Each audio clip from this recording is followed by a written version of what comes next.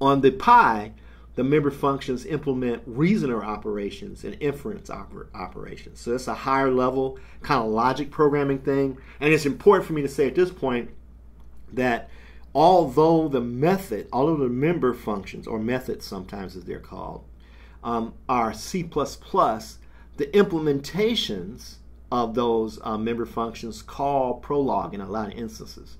And so, for instance, in our Raspberry Pi environment, using switch Prolog, you would call from inside of your C++ member function, you would actually call Prolog, the Prolog C interface, right? And so the knowledge base is implemented in Prolog, running on the Raspberry Pi.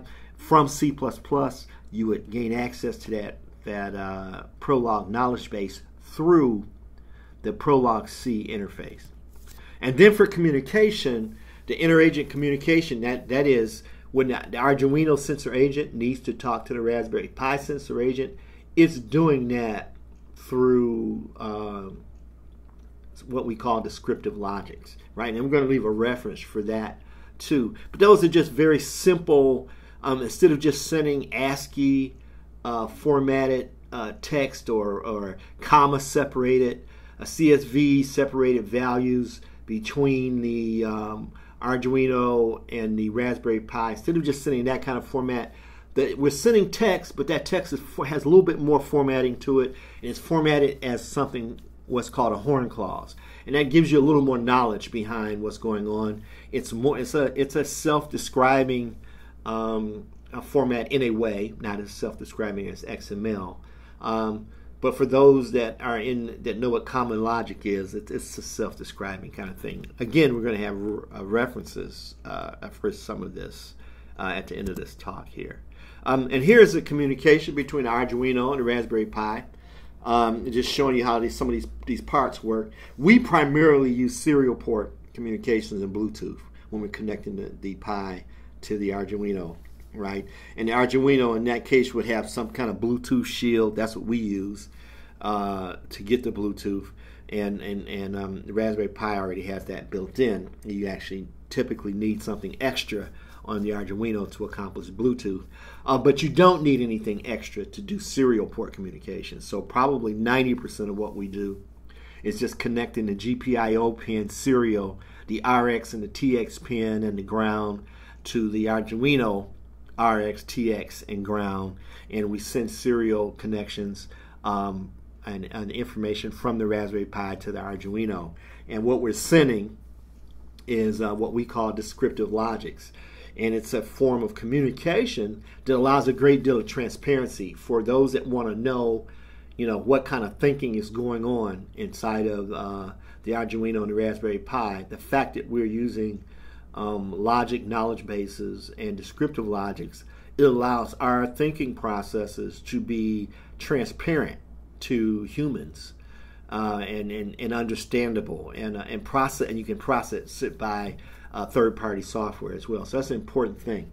Also, I want to point out here that the Arduino, the setup function and that loop function for Arduino, all it does is act as an agent request broker.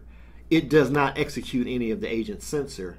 All it does is instantiate the proper agent, and then it figures out what member functions to send messages to. That's all it does. And so you write this agent request broker only one time. Okay? You write that one time, and it can work with all of the different kind of sensor agents that you might have associated with your Arduino. And so a lot of times the code for Arduino is either is divided between the setup function and the loop function. To develop this old architecture that we're talking about, we pull all of the meaningful code out of that loop and setup, and that's stored in individual class definitions and declarations. Okay, so we just call the loop and the setup function on the Arduino, we call that an agent request broker, similar to object request broker. For those of you that from way back in the Corby days, if you knew what was going on, this is like an embedded version of that. And on the Pi thing, We show here that it's scheduled with a cron tab or system D timer, and so that agent runs the minute you turn the minute that Arduino or Pi gets power. It runs, and in our case, we have member functions that respond to SSH and that kind of stuff. And so if we needed to get to the device from our intranet, and we do not try to access it from the internet, we aren't trying to deal with all of the security issues there. These devices run on our personal networks, our home networks, our personal private networks. These are not the devices we've designed them. They're not developed to just run out there in the wild with the internet and all of the fun things that you get yourself into when we're doing internet web programming, right? So that's the general picture of the communication that's kind of going on there. And I want to point out here that between the Raspberry Pi and the Arduino, we only send back and forth something called horn clauses, right? You can look those things up. It's a form of descriptive logic. Again, we're going to give you a reference for that because we can't go into all of this. I'm out of time already almost here. We can't give you a detail on all of this, but we can say, hey, this is how we communicate between the Arduino and the Raspberry Pi, and we do this over primarily a serial port, Bluetooth, and on occasion I2C. If there's some kind of special thing that we need to do there. Okay, and so here's an example of that loop function, right? Here's the request broker, and you notice here in the loop, we're not doing anything outside of we're reading what's coming over the serial port or the Bluetooth port in this case, and then we're sending that request to the agent. In this, if you see where it says process request, we're sending that request. The agent processes it and sends back the response in this variable named agent response, and then we transmit that agent response back to the Raspberry Pi. That's all that's going on here.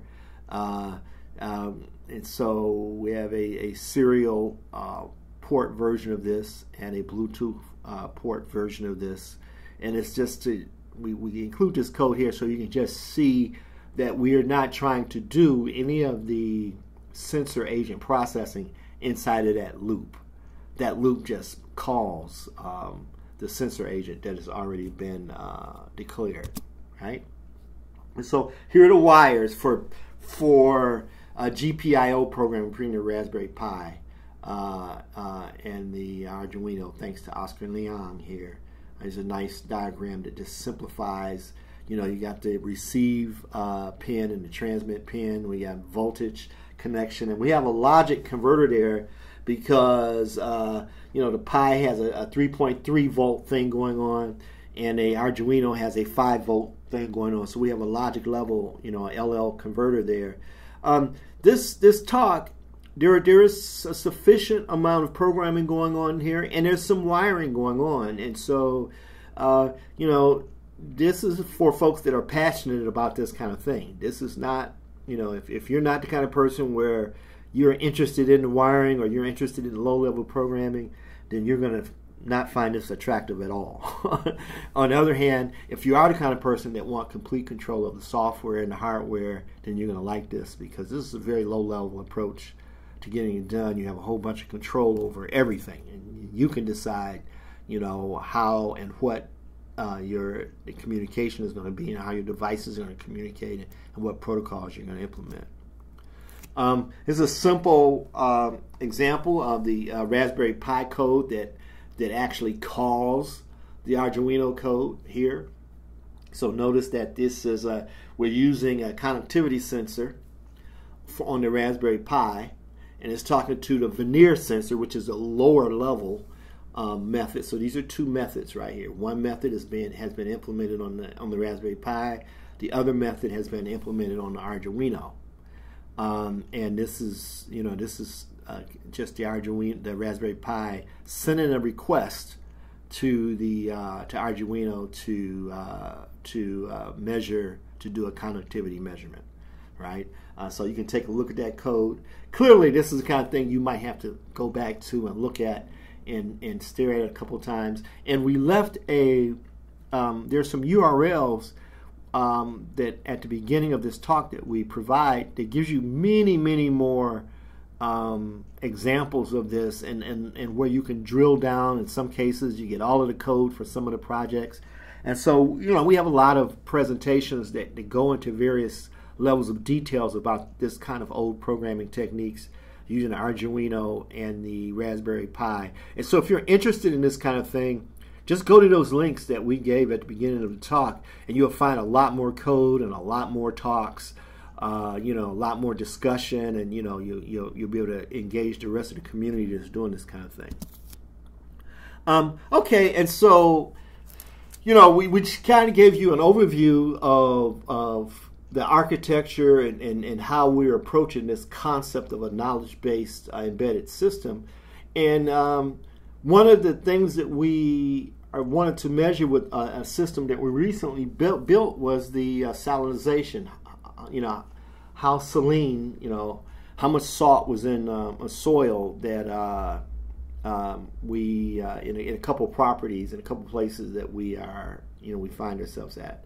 And one of the problems, or some of the problems that are caused by salinization, plant dehydration, it can choke plant reproduction. Mess up your garden for some reason. And, if your plants or your garden, your flowers stop growing. In some cases, it could be due to salinization, soil degradation, soil erosion. These are actually very big problems for soil worldwide.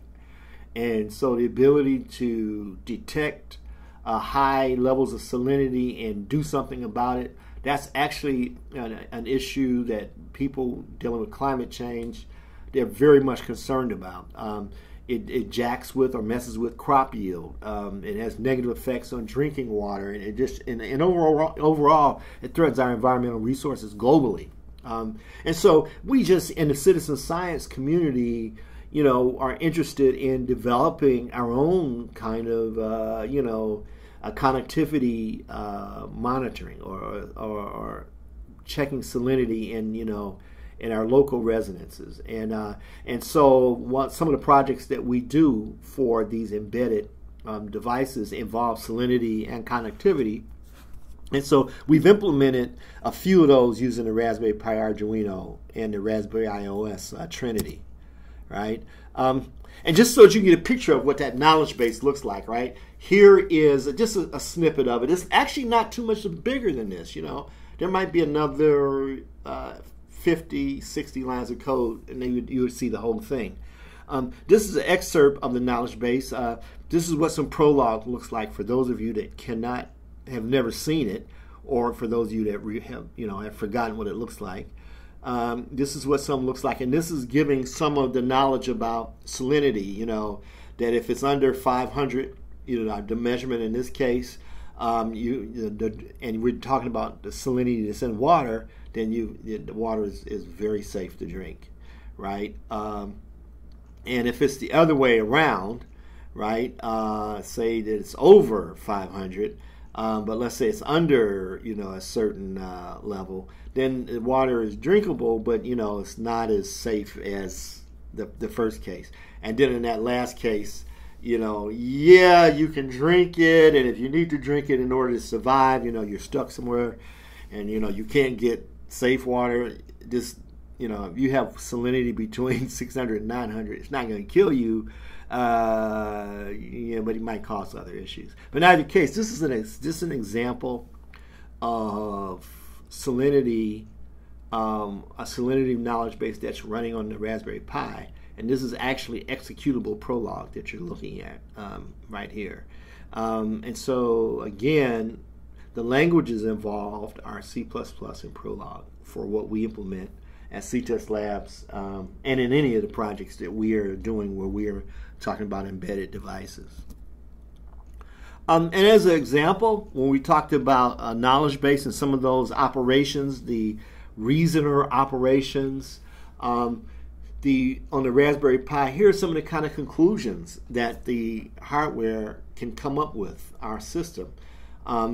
it can let us know that we're talking about a high level of dehydration. And because of the kind of system that we have it connected to at CTES Labs, it's able to actually take action. Once the system comes to the conclusion that we have a high level of dehydration, there's a level 2 treatment that it actually will perform in that situation. If it after taking measurements and doing some reasoning, it comes to the conclusion that conductivity is high, and if say we're measuring in an aqueous substance, the salinity levels are unacceptable, and a certain kind of purge is necessary for the equipment that we have. And then this last example, salinity is, let's say, less than 500. We're cool and there was no action taken. But those are the kind of conclusions that the hardware, this embedded device that we're talking about, or devices, in a generic way, can come to using this old programming technique approach, right? And so, whereas you could get these kind of monitors, or at least monitors that deal with the same subject matter off of, let's say, an Amazon or somewhere, they won't be knowledge-based monitors. They'll be simpler. They're not that they're not useful. It's just these type of devices that we're building, they're more useful, and that's why we build them, and that's why we use them. Okay, and so here are some OAB resources for these old programming techniques. These are resources that we use and that we can recommend and that we trust, right? There's no fake news in these. These are written by well-respected folks in all cases, and they're well-sourced. So in this day and age of information and talks where people are coming out of who knows what kind of bag, we're giving you our resources right here. Knowledge, representation, and reasoning. Man, and it's a good read too for those of you that are interested in those kind of things. Agent technology, this is from the NASA series, very good stuff. Answer set programming. I won't say much about that outside of those of you that have the courage, and the bravery. Dig into it, and you might be surprised at what you find. And the program Machine Ethics, we are very much worried about certain classes of software systems that are being deployed today in autonomous environments. And this book right here gives you a lot of programming techniques and subject matter that lets you develop, knowledge-based systems and thinking machine systems with an eye towards ethics. So I cannot recommend these enough. They are legitimate, and I think good reads in their own right, and would be worth the time for any of those of you that are interested in this kind of programming and development. So these are OAB resources for old programming techniques, right? And also, we brought up the descriptive logics, and we talk about Prolog and sending descriptive logics back and forth between those two types of devices. I wanted to let you guys know there's an ISO, IEEE kind of standard called the Common Logic Standard, and there's Common Logic Interchange Format and Conceptual Graph Interchange Format. For those of you that are interested in doing that kind of programming and understanding more about what we're talking about when we talk about descriptive logics or Prolog in general or logic programming in general, these are very good standards. It's a very good standard. I think, again, it's a good read. I use it as a reference all the time, and when we do talks about the autonomous robot programming. And that's really our main gig. A lot of these devices that we're talking about, we take those devices and we immediately attach them to autonomous robots. And so there's a big connection between the Raspberry Pi Arduino and Raspberry Pi iOS, that trinity. There's a big connection between that and programming autonomous robots. And if you're interested in doing it in a standard kind of way, the ISO 24707 standard. I think there's one, maybe 2019, 2020 also that's out. I'm not sure. But this is good enough for me. I just want to provide, we want to provide you guys references for this for future, for your future reference. And one more thing here. If you are so inclined to, you really get a charge, or you're excited about citizen science and what you can do in terms of helping with the environment issues we might have, climate change, or sustainability goals that we have, international sustainability development goals, like the UN International Sustainability Development Goals. We would want to point you at the national labs, the Department of Energy National Labs. They do a lot of good work. There's a lot of outreach programs for schools and for interns and people just graduating from college or people just going into college. If you're interested in that kind of thing, and you get charged by the possibility of developing your own monitoring devices or your own autonomous thinking monitoring devices, you might find these very, very good resources. And just in general, our Department of Energy, they're doing an amazing job in these 17 national labs. They're just amazing. If you get a chance to check out their YouTube channel for the Department of Energy, boy, I think you're going to be surprised at some of the stuff they've got going there. All right. It's been fun. Thank you. And now, any questions?